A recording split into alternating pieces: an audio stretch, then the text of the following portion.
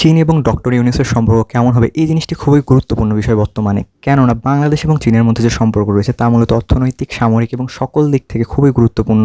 Bangladesh, India, China এবং আমেরিকার প্রেক্ষাপট থেকে বিবেচনা করলে চীনের সাথে বাংলাদেশের সম্পর্ক কেমন হবে তা বোঝার জন্য আমাদেরকে সর্বপ্রথম চীনের যে সম্পর্ক বিল্ডিংয়ের পর ফরেন পলিসি বিল্ডিংয়ে চীনের যে টেন্ডেন্সি রয়েছে তা বুঝতে হবে। আমরা যদি পূর্বের দিকে লক্ষ্য করি চীনের সাথে অন্যান্য দেশের সম্পর্ক কেমন ছিল। আফগানিস্তানের সরকারের পতনের পর তালেবানরা যখন ক্ষমতা আসে তখন অনেকেই ভাবতো যে চীনের সাথে তালেবানদের ক্ষমতা বা তালেবানদের যে দ্বন্দ্ব রয়েছে তার কারণে মূলত চীন এবং তালেবানদের মধ্যে তেমন ভালো কোনো সম্পর্ক হতে পারে না।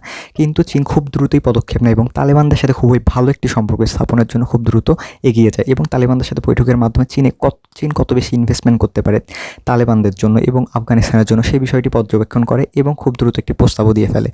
এ থেকে বোঝা যাচ্ছে যে চীন যে কোনো দেশের যে কোনো সরকারি ক্ষমতায় থাক না কেন, চীন খুব দ্রুত চেষ্টা করে সে দেশের সাথে যেভাবেই হোক ক্ষমতায় থাকা লোকগুলোর সাথে আসলে তাদের সম্পর্ক ডেভেলপ করা। কেননা চীনের মূল ইন্টারেস্ট মূলত অর্থনীতি, তাই চীন যে কোনো দেশের অর্থনীতির সাথে তাদের যে সম্পর্ক রয়েছে তাকে স্থির রাখার জন্য সেই দেশের সরকারের সাথে খুব দ্রুত ভালো সম্পর্ক বজায় রাখার চেষ্টা করে। একই জিনিসটা আমরা পাকিস্তানের ক্ষেত্রেও দেখা যায়।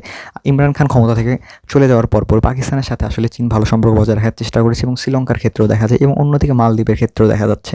এছাড়া মিয়ানমারের সাথেও যদি আমরা চীনের সম্পর্ক বিশ্লেষণ করি তাহলে দেখতে পাবো যে মিয়ানমারের সাথেও চীনের যে বর্তমান জান্তা সরকার তাদের সম্পর্ক যেমন ভালো রয়েছে, একই সাথে চীন মিয়ানমারের বিভিন্ন ধরনের যে সামরিক গোষ্ঠীগুলো রয়েছে তাদেরকেও সাপোর্ট দিয়ে যাচ্ছে অস্ত্র এবং অর্থনৈতিকভাবে বিভিন্ন ধরনের রসদ সাপ্লাই করার মাধ্যমে। অর্থাৎ জান্তা সরকারের পর মিয়ানমারের কোনো বড় গ্রুপ যদি ক্ষমতায় চলে আসে বা মিলিটেন্ট গ্রুপ ক্ষমতায় চলে আসে সেগুলোর সাথে আসলে চীনের সম্পর্ক সবসময় ভালোই থাকবে।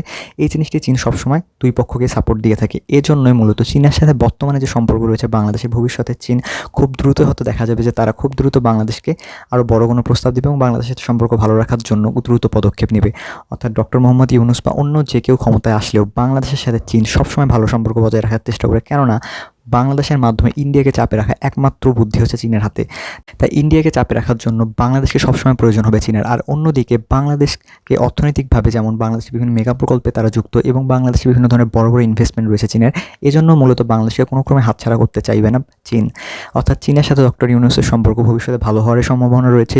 আর অন্যদিকে ইন্ডিয়ার সাথে বাংলাদেশের যে সম্পর্ক ছিল আগে, যে বাংলাদেশ অধিকাংশ ক্ষেত্রে আসলে ইন্ডিয়াকে বিভিন্ন বড় বড় সুবিধা দিয়ে থাকতো, বর্তমানে সেটি অনেকটা কমে আসতে পারে।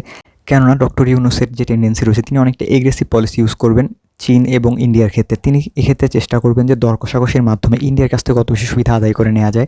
যেমন বাংলাদেশের যে তিস্তা প্রকল্প রয়েছে বা তিস্তা মহাপরিকল্পনা রয়েছে এগুলো বাস্তবায়ন করে বা তিস্তা পানি চুক্তি করে ফেলা, এ ধরনের বিভিন্ন ধরনের সুবিধার জন্য ইন্ডিয়াকে অনেকটা চাপে রাখতে পারবেন।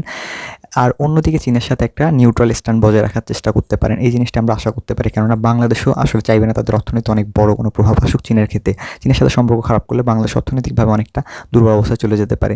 তো এই জন্যই মূলত বলা যায় যে চীন এবং বর্তমান বাংলাদেশের যে প্রেক্ষাপট রয়েছে তাতে বাংলাদেশ এবং চীনের সম্পর্ক খুব দ্রুতই স্বাভাবিক হওয়ার কথা এবং চীন বাংলাদেশকে সাপোর্ট করবে খুব দ্রুতই। বঙ্গোপসাগর চীনের জন্য কতটা ইম্পর্টেন্ট তা আমরা অনেক আগে থেকেই জানি। ইন্ডিয়াকে চারপাশ থেকে ঘেরার জন্য চীনের বড় বড় যে স্ট্র্যাটেজি রয়েছে, যে স্ট্রিং অফ পালস থেকে শুরু করা, অর্থাৎ ইন্ডিয়ার চারপাশে বিভিন্ন ধরনের বড় বড় সমুদ্র বন্দর স্থাপন করা, যার জন্য বাংলাদেশের চট্টগ্রাম বা মংলা সমুদ্র বন্দর বা পায়রা সমুদ্র বন্দর চীনের অনেক বেশি গুরুত্বপূর্ণ। এছাড়া বাংলাদেশের পাশে মিয়ানমারের মাধ্যমেও বিভিন্ন ধরনের বন্দর স্থাপনের মাধ্যমে বাংলাদেশের সাথে কানেক্ট করা চীনের বিআরআই প্রকল্পের জন্য অনেক বেশি ইম্পর্টেন্ট। এজন্য বাংলাদেশকে কোনো ক্রমে হাতছাড়া করতে চায় না চীন। ফিলিপাইনের মতো দেশ বা জাপানের মতো দেশ বা তাইওয়ানের মতো কিছু দেশের সাহায্যে চীনকে আমেরিকা সাউথ চায়না সিতে অনেকটা চাপে রেখেছে। দক্ষিণ চায়না সিতে চায়নাকে সবচেয়ে বেশি বাণিজ্যিকভাবে অসুবিধায় ফেলতে পারে আমেরিকা, দক্ষিণ কোরিয়া এবং জাপানের মতো দেশগুলো বা তাইওয়ানের মতো দেশগুলো।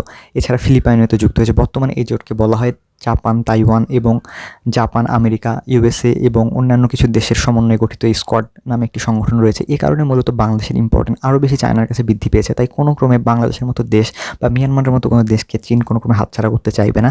তাই খুব দ্রুত চীন চেষ্টা করবে ডক্টর ইউনূসের সাথে তাদের যাতে সম্পর্ক আরও বেশি ভালো হয়ে যায় এবং বাংলাদেশের যে সরকারি ক্ষমতায় থাকুক তাদেরকে তারা পূর্ণাঙ্গ সাপোর্ট দেওয়ার চেষ্টা করবে। চীন এই বিষয়ে পর্যবেক্ষণের মাধ্যমে খুব দ্রুত একটা সিদ্ধান্ত দেবে এবং বিবৃতিও দেওয়ার চেষ্টা করবে।